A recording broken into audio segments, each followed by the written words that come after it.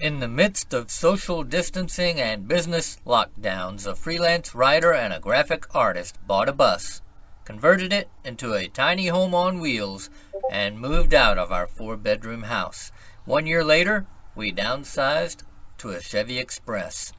Now we travel between Texas and Pennsylvania from April through November while exploring small towns with rich histories. In the winter, we hunker down in Texas in our schoolie and dream of our next big trip.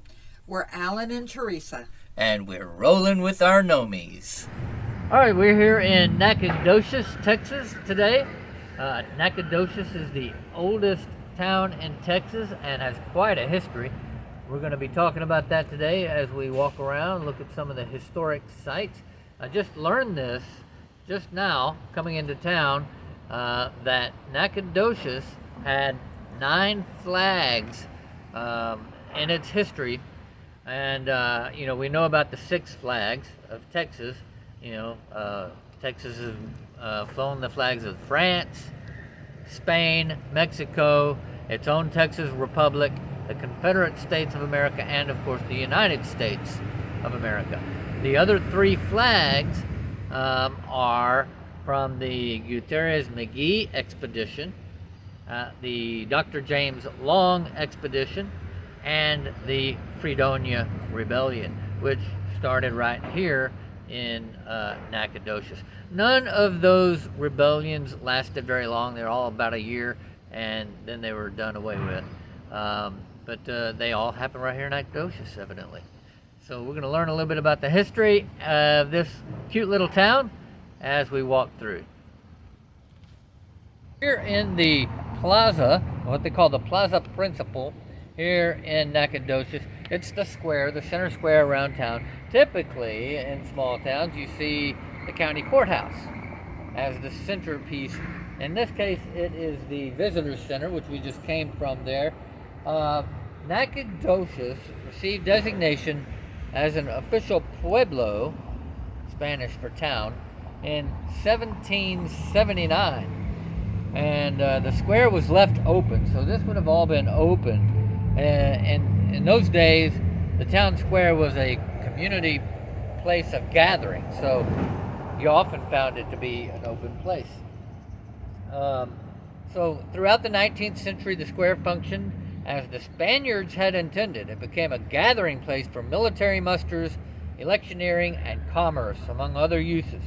In 1917, the federal government located a post office building in the center of the square, and later the GSA, General Services Administration, conveyed the building to the city of Nacogdoches to use as a library.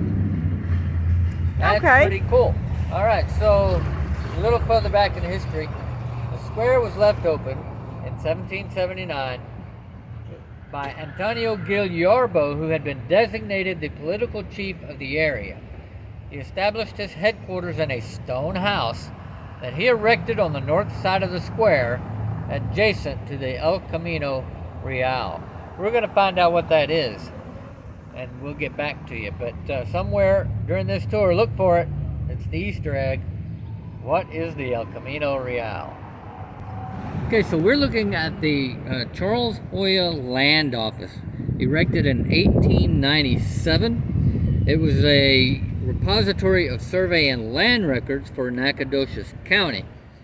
The architect was E. Rue of Houston. It was the first fireproof structure in Nacogdoches. Got double brick walls with an airspace between the walls. Steel reinforced the ceiling and the floor, and heavy exterior iron window shutters provide evidence of the builder's intent upon security. Hoya operated a land business in the structure until 1926, when his son-in-law assumed the business and operated it until his death in 1966. Hey, pretty neat. That is nifty. Okay. So during the Texas Revolution, when Texas was seeking its independence from Mexico, they developed, this was around 1835, a man by the name of Adolphus Stern, who was from Nacogdoches, went to New Orleans to recruit Americans to come to the aid of the Texans. He recruited 2 companies known as the New Orleans Grays and paid $999 out of his pocket for their outfitting and transportation to Texas. They traveled by boat up the Mississippi and Red Rivers, then marched overland to Nacogdoches en route to San Antonio and Goliad. And they stopped right here in this location and bivouacked on this site in early November 1835, primarily because it was near Stern's home, which is It's actually right across the street. Yeah, so the organizer of this event lived right here, so they bivouacked here. They received a great welcome from the town, including a big banquet, and they were provided bear meat, as well as raccoon and some other varmint meat by the locals here, and had a pretty good feast, it looks like. Then after their little bivouac, they got back on the road and marched to Bayard, and most of these guys died later on in another battle, but this is where they camped out on their way to San Antonio. Yep. So Adolphus Stern, who organized the Texas Rebellion that we just discussed, was born in Cologne, Germany in 1801. Hey, we've been there. We have been there, yes we have. He immigrated to America in 1817, arriving in New Orleans. He aligned with the Masonic Order, especially the Scottish Rite, and then met Sam Houston while being a backpeddler in the Mississippi Valley. That's when he came to Nacogdoches during the 1820s and settled here in 1826. He built this house in 1830 for his bride, Eva Catherine Rosine Ruff, who was another German immigrant. They had 7 children. And Stern became active in the events of the Fredonian Rebellion as well as the Texas Revolution. He served as a judge, postmaster, and in several of the Congresses of the Texas Republic. He died in 1852. Nifty. Pretty important guy. Yeah. I don't know when that house was built, but it sure is pretty. But this is the grounds of the bivouac that we were just talking about. Right across the street. Of course, the street wasn't here then. The street wasn't here. This was all, I would assume, Stern's land. Yeah, he may have had a trail or something leading up here to where he parked his wagon or horses or something. Right. Okay. All right, so we are looking at the Hayden Edwards Inn. This was a parcel of land right here that was bought by Emily Sophia Forbes in 1838, and because it was, at the time, thought to be a prime piece of land in the area. So it bordered the El Camino Real on the south side, and 1 mile from the stone house located to the west. Okay. So the land, along with 3 slaves, was given as a dowry to Hayden Harrison Edwards when he wedded Sarah Forbes,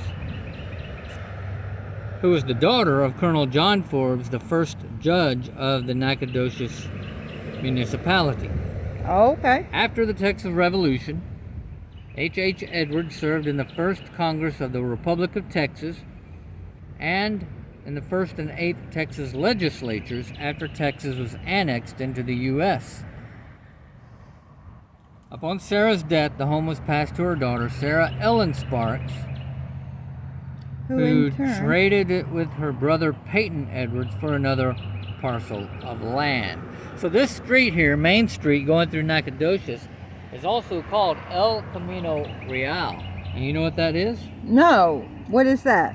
It was a trail that stretched from Mexico across the Rio Grande to the Red River Valley and into Louisiana. It ended at Nacogdoches in Louisiana. So the Spanish or Mexico set up these. Actually, the Spanish set up these trade routes. Right. They did it in California and Texas, and when they owned all the land, and they were the big cheese here in the southern part of the United States. So there was an El Camino Real in California, there's one in Texas, and it stretched all through, and it came right through here in Nacogdoches. Okay then. Hey, no eating trash. Yeah, Come man. on, let's walk. Go. Oh, so now we're standing in front of Oak Grove Cemetery. Originally, it was called American Cemetery. It's not the oldest in Nacogdoches County, but it does have the greatest number of historically significant people buried here, including 4 signers of the Texas Declaration of Independence. Thomas J. Rusk, who has a town named after him right up the road. Charles S. Taylor, William S. Clark, and John S. Roberts were all signers of the Declaration of Independence. Rusk also served as Secretary of War during the interim government created by the consultation and was one of Texas' first 2 U.S. senators. Other people buried here are Hayden Edwards, who led the Fredonian Rebellion, Captain Hayden Arnold, who led a company during the Battle of San Jacinto, and of course Adolphus and Eva Stern. Okay, hey, this is one of the really coolest looking Baptist churches I've ever seen. Zion Hill Baptist Church. It's a national register. It's recorded on the National Register of Historic Places. Founded by Reverend Lawson Reed in 1879, it's the senior black church in Nacogdoches. The congregation meets in a modern building somewhere else located in town. Reverend Reed began his ministry preaching in a brush arbor, later occupied a building near Lenana Creek on land donated by Frank and Ellen Walton. They eventually moved to this building in 1914. It's a pretty building. Yeah, it combines Victorian and Gothic revival styles and received a 1977 Texas Historical Commission marker. It's probably on the other side of it, but yeah, man, it's a really cool looking it's church. a gorgeous church. Okay, so everyone knows Indians occupied most of America before a white man got here, and it's no different here in Nacogdoches. So the interesting thing is here we're looking at a mound. Right here where this tree stands, there is a mound, and this is how Mound Street, which is the street behind us here we're on, got its name. So members of the Caddo Confederacy, the Nacogdoches Indians that occupied this territory, built these mounds. Thousands of them evidently here in this particular area. So this mound is the single survivor of its kind in the immediate area. It's an artifact of the ancient culture of the Caddo Indians. Doubtless much larger before soil creep and other geologic action, and possibly some human interference caused it to reduce in size, which no doubt is probably true. The mound was preserved because it once hosted a large oak tree, and Tom Reevely, a longtime owner of the property, refused to allow archaeologists to dig the mound for fear they would kill the tree.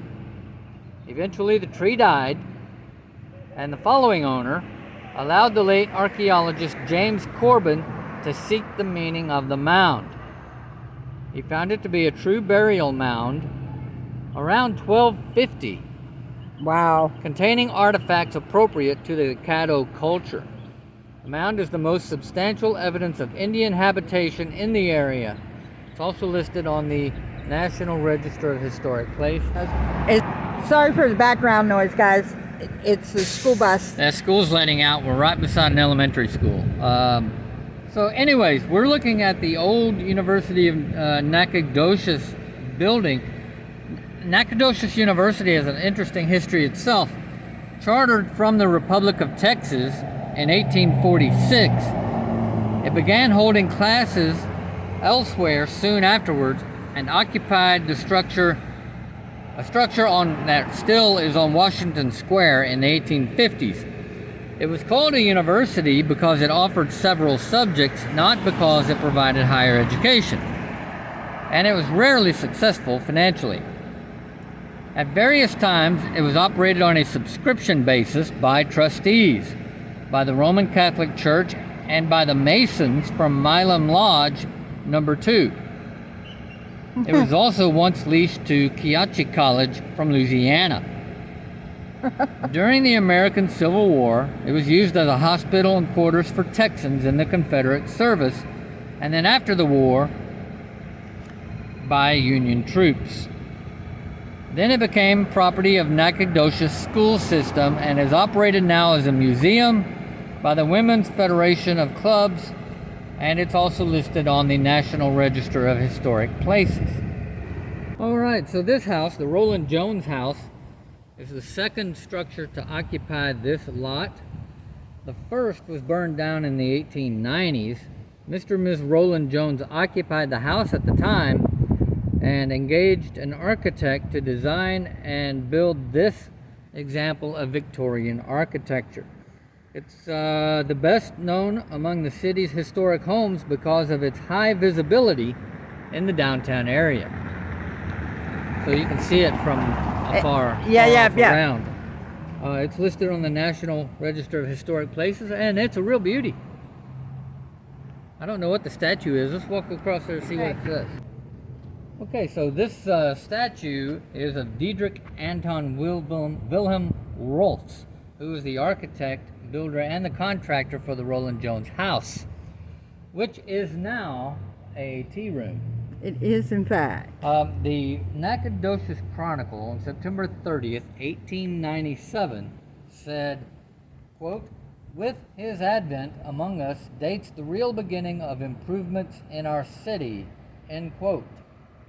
Huh. What do you think of that? All right, so leave it to us to find the Masonic Lodge.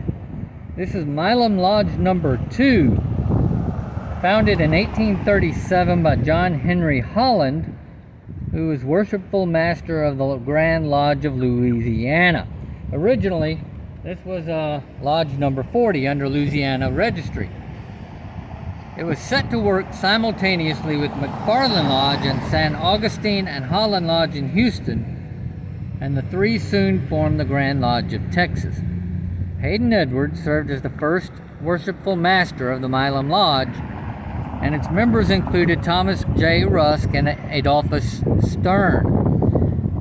Stern was the first Scottish Rite Mason in Texas. Milam Lodge operated in rented and donated facilities until the 1920s, when this lodge hall was erected. Awesome. Cool. All right, so this is the Durst Taylor House, the original home site of Anders de Acosta, who was one of the original settlers of Nacogdoches. From 1826 to 1870, the property changed hands several times, owned by many prominent citizens of Nacogdoches, including Thomas Jefferson Rusk. In 1870, Lawrence S. Taylor, son of Charles S. Taylor, who was the signer of the Texas Declaration of Independence, bought the house. He and his wife, Harriet Durst Arions, lived in the house until their deaths, and the home stayed in the Taylor family until 1989, when it was sold to the McKinney Historical Foundation. The current structure is a great example of a simple story-and-a-half hall and parlor with engaged porch and shed rooms. It was prevalent across the South from the 1820s to the 1880s. Many of the artifacts recovered during an archaeological excavation were objects from the period when Acosta had the house. Some of them attested to a pre-Civil War occupation. The home is listed on the National Register of Historic Places. You can see all the outbuildings back there too. Yeah, it's really quite cool. It's also a museum Let me now. zoom in. Right, it is a museum, but you can see all of the outbuildings and the porch. really, really cool. What do you think, Hawthorne? Isn't that neat? Just right where you are. Well, that concludes our stroll through Nacogdoches, Texas. Beautiful little town with red brick streets and a lot of cool looking buildings. Hope you liked it. And if you did, don't forget to like us, share us with your friends, and Click that subscribe button. don't forget to subscribe for more great content from Alan and Teresa Taylor. Say goodbye, Hawthorne. No, Hawthorne he's done. He's had enough. He's had enough. See you next time. Alright, if I don't do this right, then I'm going to be on the bad side of my wife. So y'all bear with me and pray for me. But while you're doing that, don't forget, share us with your friends, like us if you like us if you don't, subscribe to the channel. It helps us out. God bless.